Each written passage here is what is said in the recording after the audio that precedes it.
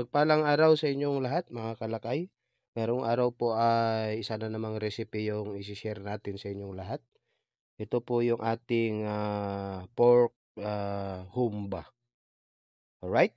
So samahan nyo ako sa video ito mga kalakay at isi-share ko na naman yung pamamaraan ko sa pagluluto ng humba. Okay?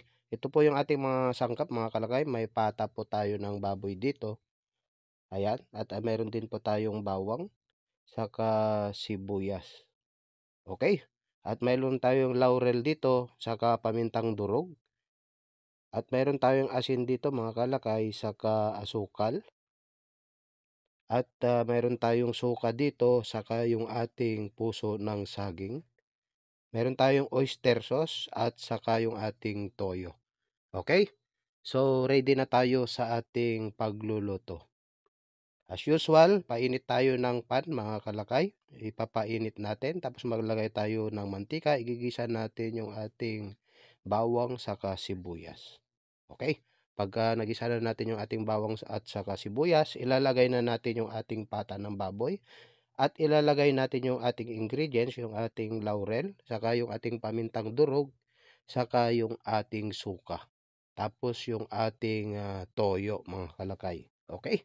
Isama na natin to sa ating paggisa sa ating pork pata mga kalakay. Okay? At masarap tong recipe na lulutuin natin ngayong araw mga kalakay. Okay, bali ibabaliktad lang po natin kasi hindi natin maihalo kasi medyo malalaki yung chop ng ating pata ng baboy. Bali maglalagay nga po ako muna dito ng isang basong tubig. Yan, takpan natin at ipakulo natin ng kahit mga 13 minutes. Okay? Kung matuyo na yung ating tubig mga kalakay, at pwede tayong magdagdag ng tubig. Yan, kung kulang yung isang baso, pwede tayong magdagdag ng kahit ilang baso pa ng tubig hanggat malambot na po yung ating pinapalambot na pata ng baboy. Okay? At ito na nga yung ating pinakulo mga kalakay. Bali ibabaliktad lang natin.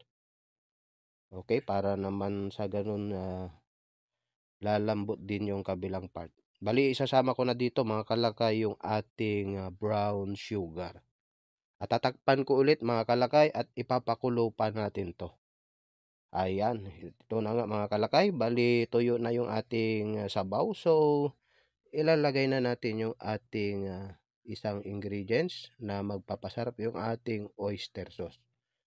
Okay, at isasama ko na nga dito mga kalakay yung ating puso ng saging. Okay, yung parang bulaklak ng puso ng saging ito mga kalakay. Kasi hindi po matatawag na humba yung ating niluluto mga kalakay kung wala po tayo nito. Yung ating bulaklak ng puso ng saging. Okay? At malapit na ito mga kalakay. At maluluto na rin po itong ating humba. Yan. Kasi medyo malambot na po yung kanyang balat. Yan. Kailangan lambot na lambot yung ating pata ng baboy. Mga kalakay. Pag tayo nagpapalambot para sadyang masarap yung ating kainin. Masarap kasi kumain ng pata ng baboy mga kalakay lalo pag malambot talaga. Ayan, at ito na nga yung ating humba, pork humba mga kalakay. Luto na yung ating masarap na recipe ngayong araw. Okay? Talagang tuyong-tuyo na yung kanyang sabaw at kitang-kita yung kanyang sarsa mga kalakay. Na sarsa pa lang nito ay talagang ulam na. Bali ilalagay lang natin sa isang lagayan mga kalakay. Ayan. Lalagay lang natin sa ating mangkok. At ito na nga po yung sarsa niya mga kalakay. Oh. Talagang sadyang malapot siya.